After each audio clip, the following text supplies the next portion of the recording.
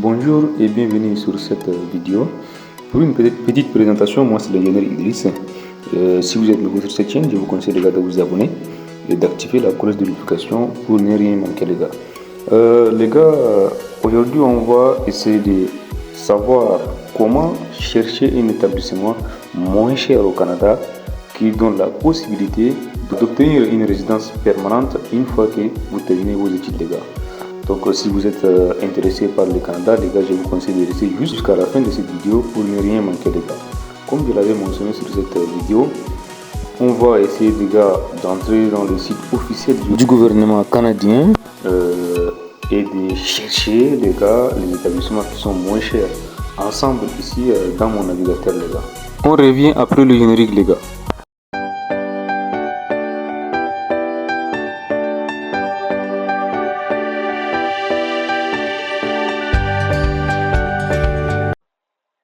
Bon les gars, on va essayer ensemble, on va taper ici canada.ca, canada.ca les gars. Une fois que vous avez cliqué, vous avez tapé canada.ca, vous allez vous cliquer sur cette page. Nous, dans notre cas ici, nous sommes des francophones, on va essayer de cliquer ici, français, bien sûr. Les gars, on est actuellement sur le site officiel du gouvernement du Canada, les gars. Je vous conseille vraiment d'en profiter, quoi, parce que c'est quelque chose qui est officiel. Il y a toutes les informations qui sont gratuites là-bas ici. Donc, je vous conseille souvent de venir obtenir des renseignements. Les gars, dans notre cas ici, donc, comme je l'ai mentionné sur cette vidéo, on va essayer de chercher des universités euh, qui sont moins chères et des universités qui vous permettent, une fois que vous obtenez votre permis d'études, c'est-à-dire une fois quand vous finissez vos études, vous aurez le droit de faire de déposer une demande de résidence permanente, les gars. Donc, on va essayer de cliquer sur cette partie immigration et citoyenneté. C'est la seule partie qui nous concerne ici. Les gars, on est là, on dit ici, blabla, quoi. Nous, on va choisir.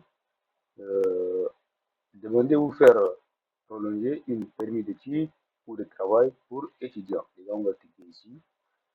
Une fois que nous cliquons sur cette partie, on va essayer de descendre un peu, se préparer à présenter une demande pour un permis d'études. Bon, les gars, ici, on va essayer de choisir étudier en tant que francophone. On dit quoi? Si vous voulez étudier en français au Canada et que vous, vous venez d'un pays admissible, il se peut que vous puissiez présenter une demande pour les programmes pilotes pour les étudiants dans la communauté francophone en situation minoritaire. Les gars, cette partie, je crois que c'est bien clair, c'est bien détaillé. C'est-à-dire, une fois que vous, quand vous venez au Canada et que vous continuez vos études, c'est-à-dire, vous avez le droit de présenter une demande de permis, une demande de résidence permanente, les gars. C'est d'où l'objectif de cette vidéo, les gars. Dans cette partie, on va essayer de voir qui peut présenter une demande, établissement d'enseignement dédié passion et exigences financières. Ici, on va essayer de cliquer ici, on va voir qui peut présenter une demande. On veut dire quoi ici on va voir les ressources financières.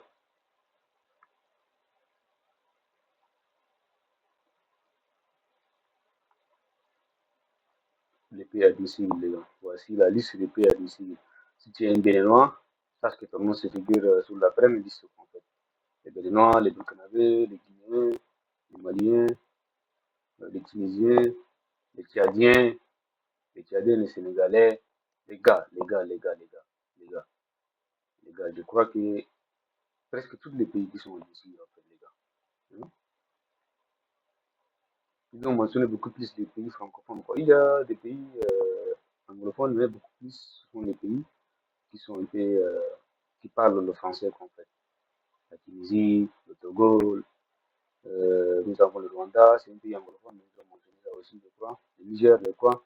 Les gars, quand vous êtes, à partir de maintenant, vous savez que votre pays est déjà admissible pour une demande de résidence permanente, les gars.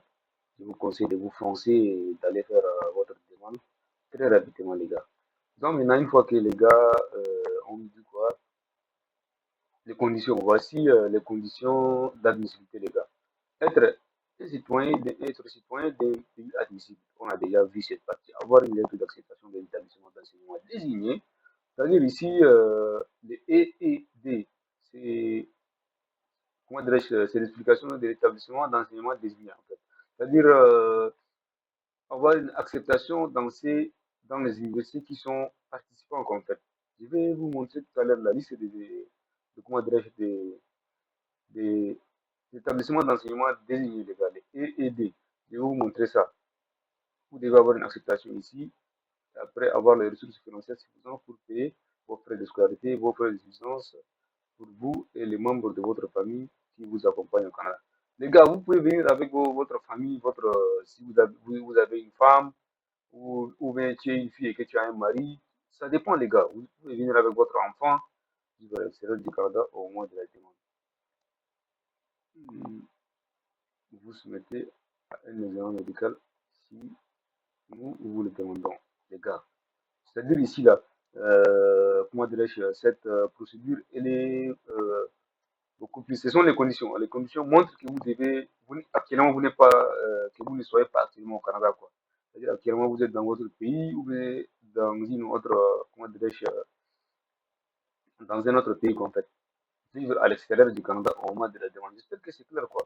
Vous soumettre à un examen médical, hein, ça c'est obligatoire. C'est-à-dire une fois que quand vous déposez une permis d'études, après avoir reçu votre admission, vous allez absolument faire comment dirais-je, un examen médical, quoi, obtenir un certificat de police si nous le demandons. Ça aussi, j'espère être en mesure de prouver que vos compétences en français, parler, écrire, lire, je crois que ça là c'est facile, les gars. Je crois en nous, dans les pays dans lesquels qui sont beaucoup plus mentionnés, je crois que certains gens ils commencent à faire les études dès l'école primaire en français, donc jusqu'à obtenir leur bac. Donc je crois que c'est déjà suffisant et ça peut justifier votre niveau en français, les gars. Maintenant, sans plus tarder, les gars, on va essayer de cliquer ici pour voir les établissements d'enseignement désignés, participants et exigences financières, les gars. Bon, les amis, si vous n'êtes pas abonné, je vous conseille encore de vous abonner et d'activer la cloche de notification et de liker la vidéo si vous avez aimé pour ne plus manquer parce que je vais essayer de faire des vidéos sur comment dirais-je, sur comment déposer une demande d'admission, comment faire une demande d'admission dans un établissement canadien, les gars. Donc, on va essayer de cliquer ici pour voir la liste de ces établissements. Bon, on est là sur la liste des établissements d'enseignement désignés. C'est-à-dire, les gars, il y a quelque chose que vous devez retenir ici. Il y a les groupes A, B, C et D, E. Ici, avant que je vous montre les établissements, je vais essayer de vous expliquer ça. Ici, les gars, quand vous choisissez un établissement qui se trouve dans une ville qui se situe sur le groupe, qui est dans le groupe A, c'est-à-dire ici, c'est une ville dont la vie est chère, quoi, en fait. Ici, on dit quoi la somme d'argent dont vous avez besoin. Et ici, ce sont les régions rurales, c'est-à-dire dans les provinces, c'est-à-dire dans les villes qui sont un peu loin des grandes villes, c'est-à-dire la vie là-bas est moins chère.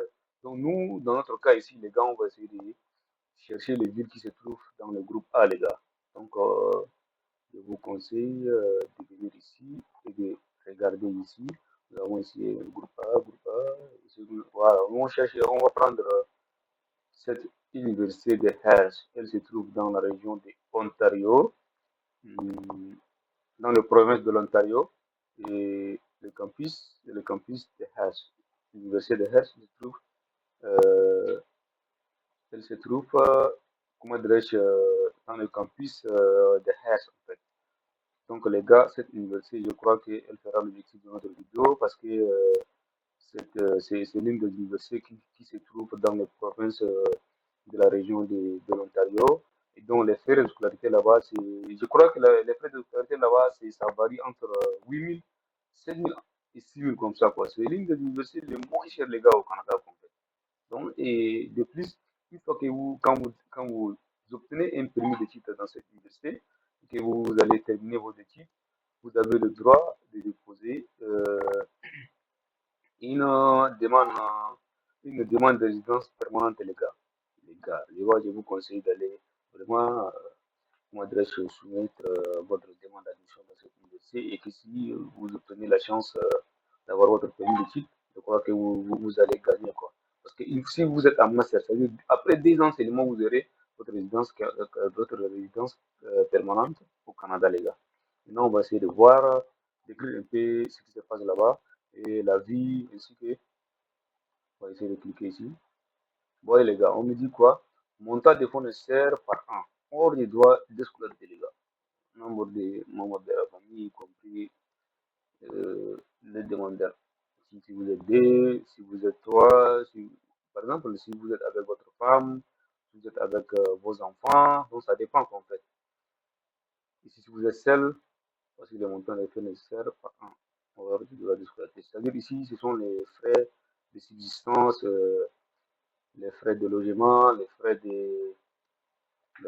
qui sont, par exemple, euh, les dépenses que vous allez faire là-bas, les frais de transport. Donc, je crois que tout est déjà clair comme fait. On va essayer de voir ici s'il y a d'autres explications. Je crois que les restes là sont dans les provinces qui sont un peu dans le groupe A, quoi, en fait. C'est un peu cher ici. Bien sûr que ce sont des établissements qui sont membres de D. Donc, vous pouvez faire une demande d'admission ici, mais seulement que c'est un peu cher en fait. Par exemple, si votre établissement est dans le groupe A, par exemple, c'est ces provinces-là, l'Alberta, l'Ontario, donc on va essayer de voir ceux qui sont dans le groupe A. Vous avez, voici la somme montant nécessaire pour votre subsistance là-bas, dans ces établissements qui sont dans le groupe A là en fait. Bon, et je crois qu'on a déjà assez discuté, on a assez fait des explications. Maintenant, les gars, je vais faire une autre vidéo et je vais vous montrer comment faire une demande d'admission dans cette université-là, l'université de Hersh, les gars. Et là-bas, les gars, laissez-moi vous dire que j'ai réussi à contacter l'université.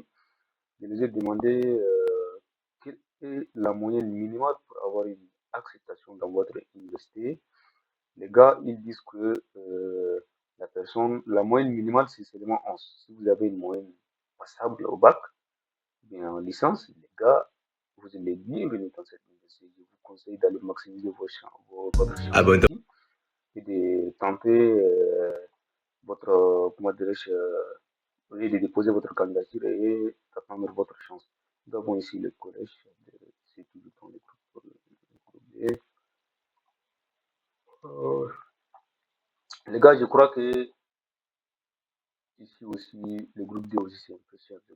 Mais le groupe D, c'est à peu près comment dirais-je, les mêmes choses qu'en fait. On va essayer de voir quels sont ceux qui sont dans le groupe D. Groupe D, nous avons Koch. Oui, la zone de New Brunswick. Bon, dans cette université, je crois que non, je vais essayer de faire seulement, je vais essayer de faire une vidéo qui va nous montrer. Je vais essayer de faire une vidéo dans laquelle je vais vous montrer comment faire une demande d'admission dans cette université, les gars. Donc, si cette vidéo vous a beaucoup plus donné de directives, essayez de laisser un like pour nous encourager à faire des vidéos, les gars. N'oubliez pas de vous abonner aussi, les gars. Et je vous souhaite une bonne journée et à la prochaine et à plus tard, les gars, pour une nouvelle vidéo.